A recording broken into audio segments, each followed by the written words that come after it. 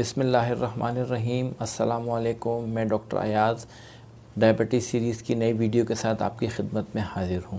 आज की वीडियो में मैं आपको शुगर के मरीज़ों के बारे में ये बताऊँगा कि वो रमज़ान के महीने में महफूज तरीके से और अपनी सेहत को किसी किस्म का नुकसान पहुँचाए बग़ैर रोज़ा किस तरह रख सकते हैं। तो इसके लिए मैं आपको 10 टिप्स बताऊंगा और उन टिप्स पर अमल करके आप बहुत महफूज तरीके से रोज़ा रख सकते हैं। सबसे पहले कुरान में सूरह बकरा में आयत नंबर 184 और 185 में अल्लाह ताला की तरफ से रोज़े के बारे में वाज़ेह अहकामात हैं कि अगर रोज़े की वजह से आपकी सेहत को किसी किस्म का ख़तरा है या आप ऐसी बीमारी के शिकार हैं जिसमें रोज़ा रखने से आपकी सेहत मुतासर हो सकती है, तो आप रोज़ा ना रखें।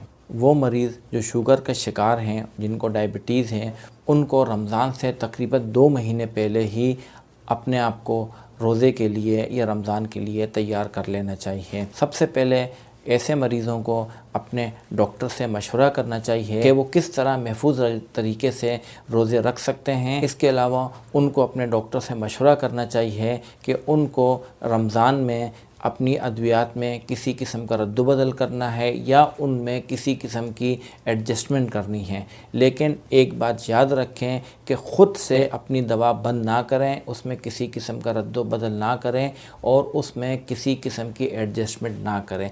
इस किस्म की कोई भी तब्दीली सिर्फ़ और सिर्फ डॉक्टर के मशवरे से करनी चाहिए।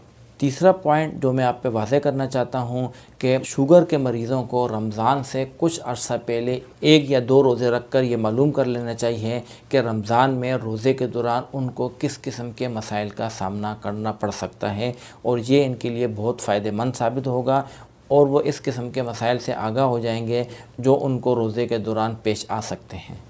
चौथा पॉइंट जो मैं आपको बताना चाहता हूँ कि शुगर के मरीज़ों को कभी भी अपनी सहरी मिस नहीं करनी चाहिए, यानी प्री डॉन मील जिसको हम सहरी कहते हैं, उनको कभी भी मिस नहीं करना चाहिए। सहरी के दौरान वो मुतवाज़िन ग़िज़ा इस्तेमाल करें।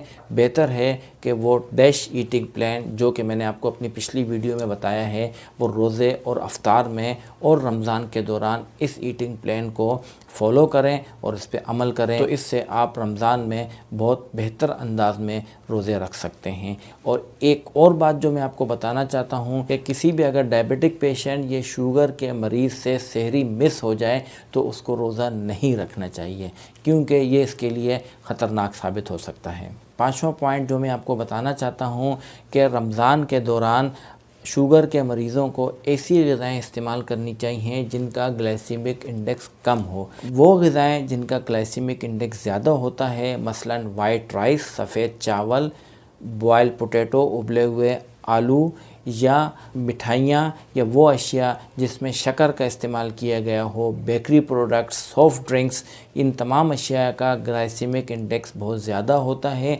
और जिन ग़िज़ाओं का ग्लाइसेमिक इंडेक्स ज़्यादा होता है उनके इस्तेमाल करने के फ़ौरन बाद मरीज़ का ब्लड शुगर फ़ौरन बढ़ जाता है। इस वजह से ऐसी ग़िज़ाएँ इस्तेमाल करने से रमज़ान में इज्तनाब करना चाहिए और वो ग़िज़ाएँ जिनका ग्लाइसेमिक इंडेक्स कम हो वो इस्तेमाल करनी चाहिए। और ऐसी ग़िज़ाएँ जिनका ग्लाइसेमिक इंडेक्स कम हो, यानी वो लो ग्लाइसेमिक इंडेक्स वाली अशिया हों, तो उनके इस्तेमाल से ब्लड शुगर लेवल खून में फ़ौरन नहीं बढ़ता, बल्कि आहिस्ता आहिस्ता शुगर की मिक़दार खून में बढ़ती है। वो तमाम अशिया, वो तमाम ग़िज़ाएँ जिनका ज़िक्र मैंने डैश ईटिंग प्लान के अंदर किया है, ये अशिया लो ग्लाइसेमिक इंडेक्स की ग़िज़ाएँ होती हैं और रमज़ान में और इसके अलावा रमज़ान के बाद भी शुगर के मरीज़ों को ऐसी ही अशिया इस्तेमाल करनी चाहिए।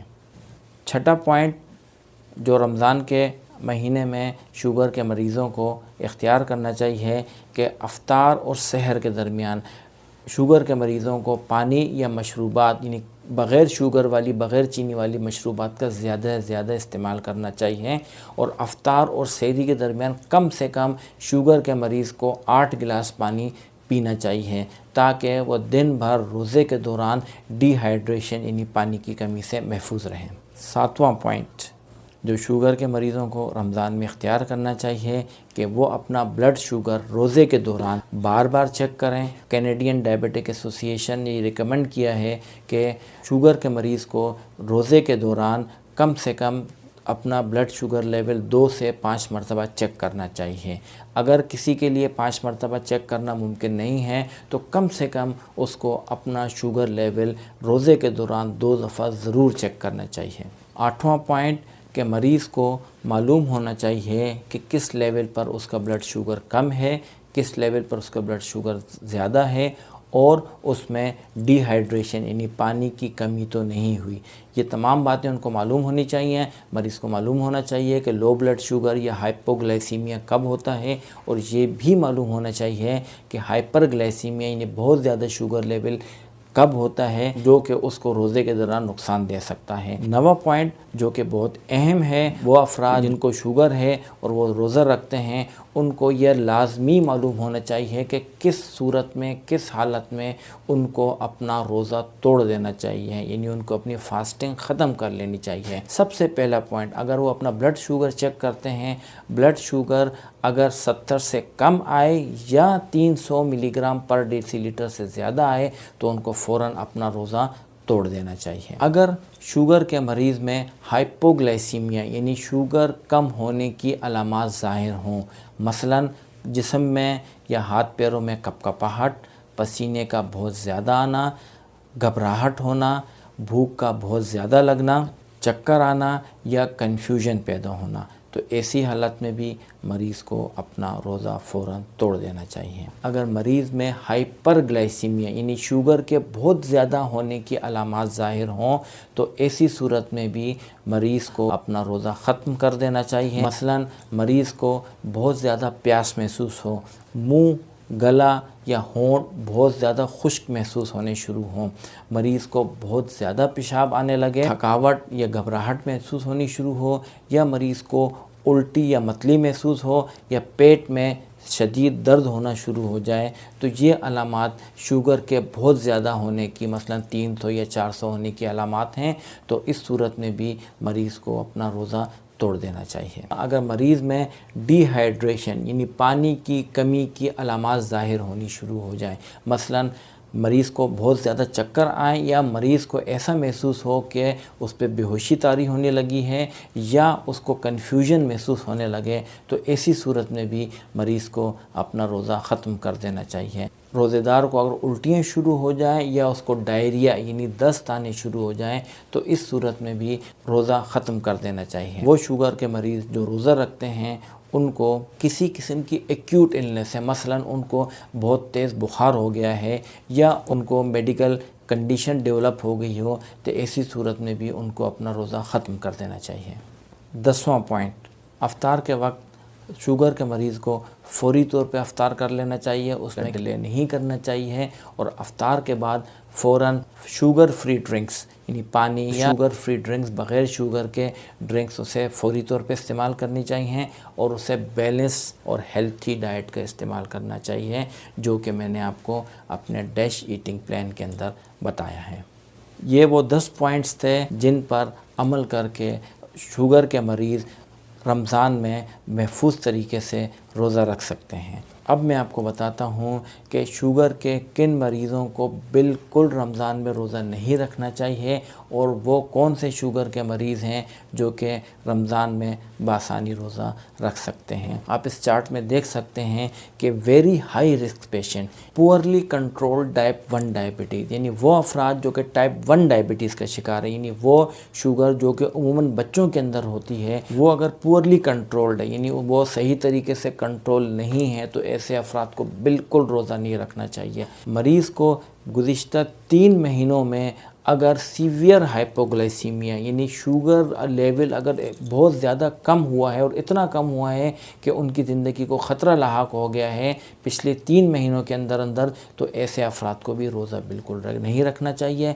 इसके अलावा शुगर के मरीज़ को पिछले 3 महीने में अगर DKA डायबिटिक कीटो एसिडोसिस हुआ है, ऐसे मरीज़ों को भी रोज़ा नहीं रखना चाहिए। वो मरीज़ जो पिछले 3 महीनों में HHS hyperglycaemic hyper osmolar state diet का शिकार हुए हैं तो ऐसे मरीज़ों को भी रोज़ा बिल्कुल नहीं रखना चाहिए। वो शुगर के अफराद जो कि किसी एक्यूट इलनेस के शिकार हैं, मसलन उनको बहुत बुखार है, नमूनिया है या कोई दूसरी एक्यूट इलनेस है, ऐसे मरीज़ों को भी रोज़ा नहीं रखना चाहिए। वो मरीज़ जो एडवांस मैक्रोवेस्कुलर डिजीज़, शुगर के वो मरीज़ जिनको दिल के अमराज हैं या उनको फालिज का अटैक हुआ है या और मैक्रोवेस्कुलर डिजीज़ हैं, तो वो भी रोज़ा ना रखें।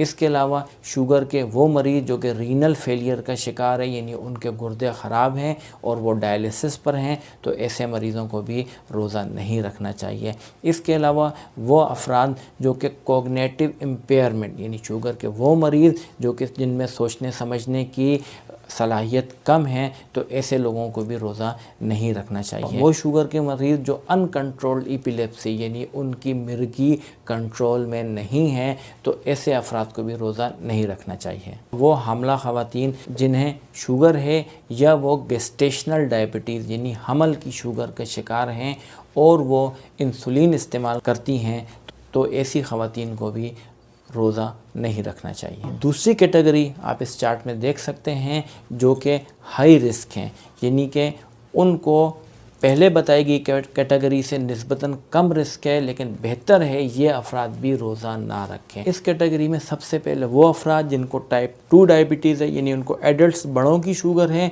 लेकिन वो मुसलसल अनकंट्रोल्ड है, तो ऐसे शुगर के मरीज़ों को रोज़ा नहीं रखना चाहिए। टाइप 2 डायबिटीज़ के या शुगर के वो मरीज़ जिनका शुगर बहुत अच्छे तरीके से कंट्रोल है, लेकिन वो MDI यानी मल्टीपल डोज इंजेक्शन, यानी वो दिन में 3 या 4 दफ़ा इंसुलिन का इंजेक्शन लगाते हैं या प्री मिक्स इंसुलिन या मिक्स इंसुलिन का इस्तेमाल करते हैं, तो ऐसे मरीज़ों को भी रोज़ा नहीं रखना चाहिए। वो प्रेग्नेंट ख़वातीन जिनको या तो शुगर है या वो गेस्टेशनल डायबिटीज़ यानी हमल की शुगर के शिकार हैं और वो ग़िज़ा से और लाइफ स्टाइल मॉडिफिकेशन से अपना शुगर कंट्रोल कर रही हैं, तो बेहतर है कि ये ख़वातीन भी रोज़ा ना रखें। गुर्दे कि वो मरीज़ जो कि स्टेज 3 रीनल फेलियर के शिकार हैं या उनको स्टेबल मैक्रोवेस्कुलर डिजीज़ यानी उन दिल के अमराज हैं या उनको फालिज हो चुका है लेकिन वो स्टेबल हैं, तो बेहतर है कि ऐसे मरीज़ भी रोज़े से इज्तनाब करें। टाइप 1 डायबिटीज़ यानी जो बच्चों वाली शुगर है,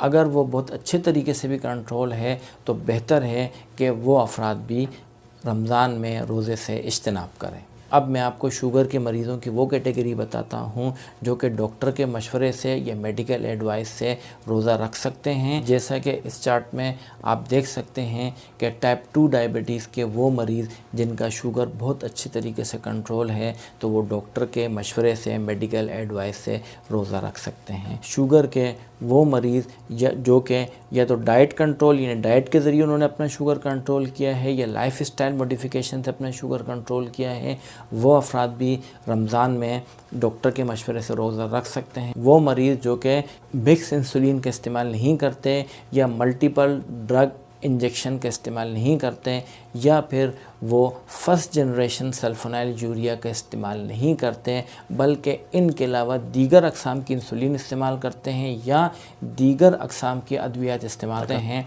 तो वो अफराद भी रमज़ान में डॉक्टर के मशवरे से रोज़ा रख सकते हैं। उम्मीद है कि आपको आज की हमारी वीडियो पसंद आई होगी। आपको किसी किस्म का कोई सवाल पूछना है तो कमेंट सेक्शन में पूछ सकते हैं। आपका बहुत शुक्रिया, अपना बहुत ख्याल रखिएगा। अल्लाह हाफ़िज़।